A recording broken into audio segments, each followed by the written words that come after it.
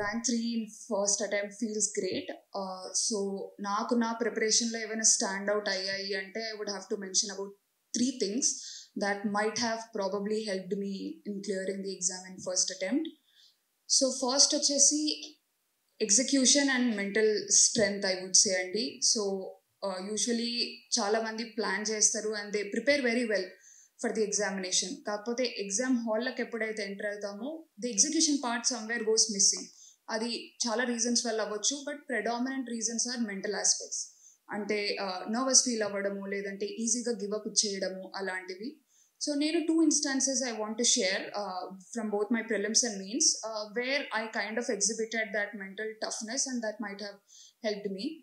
CSAT చెప్పినట్టు CSAT అన్నది paper 2 ప్రిలిమ్స్లో మ్యాథ్స్ అండ్ ఇంగ్లీష్ కాంప్రిహెన్షన్ ఉంటుంది. It is becoming a tough paper year by year. Coming from humanities background, it was a bit of challenge for me also.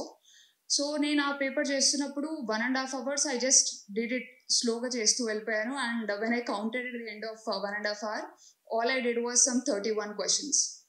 So I had 20 more questions to do. అంటే నేను మాక్ టెస్ట్లో practice చేసిన దాన్ని బట్టి నేను ఒక 50 questions చేస్తే safe సైడ్లో ఉంటానని నాకు అర్థమైంది. సో నేను ఆ 20 questions హాఫ్ అన్ అవర్లో చేయాలి. So I just looked at the mathematics questions. I saw that I will not be able to make answer even 5 to 6 questions if I do only mathematics questions in half an hour. So I took a very small, this may appear as a small decision, but it was, I feel, where I displayed some sort of maturity. నేనేమనుకున్నానంటే నేను only English comprehension questions attempt చేస్తా. ఈ 30 minutesలో I will attempt only English comprehension questions ఏవైతే ఉన్నాయో. So నేను అలా risky decision అయినా కూడా మ్యాథమెటిక్స్ని తీసేసి మొత్తం ఇంగ్లీష్ కాంప్రిహెన్షన్ క్వశ్చన్స్ పేపర్లో ఏవైతే ఉన్నాయో అవన్నీ అటెంప్ట్ చేశాను. దానివల్ల ఏమైందంటే at least I stood a chance. Maths attempt చేస్తుంటే నేను 5 to 6 questions అటెంప్ట్ చేసి వదిలేస్తానేమో, బట్ ఇంగ్లీష్ కాంప్రిహెన్షన్ అయినందుకు I was able to attempt around 15 questions and that helped me clearing CSAT and thereby my prelims. So this is one instance I wanted to highlight. Second వచ్చేసి నా మెయిన్స్లో anthropology paper ఉన్నప్పుడు, ఆంథ్రోపాలజీలో 2 papers ఉంటాయి ఆప్షనల్లో. So first paper రాసినప్పుడు it was not up to my expectations. అంటే కొంచెం ఎక్కడో అండర్ పర్ఫామ్ చేసిన అన్నట్టు అనిపించింది. సో సెకండ్ పేపర్కి I went in with a single mindset. I'm going to get 150 in this paper. It's another thing that I didn't get 150, but ఆ mindset తోటి వెళ్ళినందుకు I got less. So I got less in anthropology, but I went in that mind set. So అది కూడా ఎక్కడో help చేసింది అన్నట్టు అనిపిస్తుంది. So these 2 instances వల్ల నేను ఒకటే చెప్దాం అనుకుంటున్నా ఏంటంటే ఎగ్జిక్యూషన్ అండ్ మెంటల్ టఫ్నెస్ అనేది ఎక్స్ట్రీమ్లీ ఇంపార్టెంట్. సో ప్రిపరేషన్ 50% అయితే execution becomes extremely important, and that I believe somewhere I did to a good extent. So ఇదొకటి అండి. సెకండ్ వచ్చేసి ఓనింగ్ ద ప్రిపరేషన్ ప్రాసెస్. అంటే టాపర్ టాక్స్ చాలా విన్నాను నేను కూడా, and I have benefited extremely from topper notes and I'm hugely thankful to them. కాకపోతే నేను నా స్ట్రెంగ్స్, నా వీక్నెసెస్ అనలైజ్ చేసుకొని నేను నా ప్రిపరేషన్ స్ట్రాటజీని మౌల్డ్ చేసుకున్నాను. అంటే ఇంకొక ఎగ్జాంపుల్ ఇవ్వాలంటే ప్రిలిమ్స్ అన్నది it was a nightmare for me. ఎందుకంటే ప్రిలిమ్స్లో చాలా అన్కన్వెన్షనల్ క్వశ్చన్స్ అడుగుతున్నారు అదంతా. So I was somewhere very skeptical about prelims.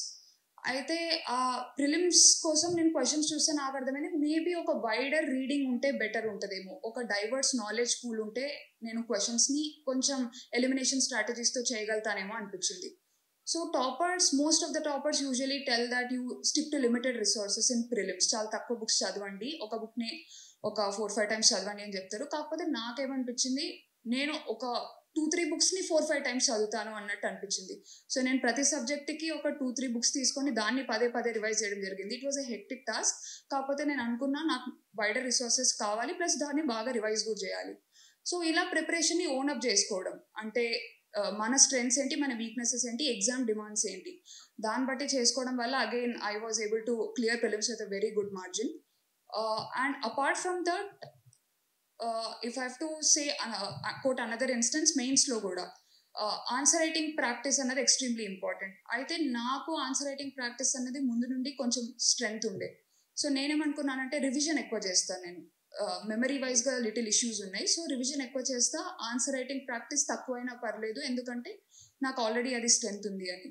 So ఇలా ప్రిపరేషన్ని కస్టమైజ్ చేసుకోవడం వల్ల కూడా it helped me to clear it in the first attempt probably.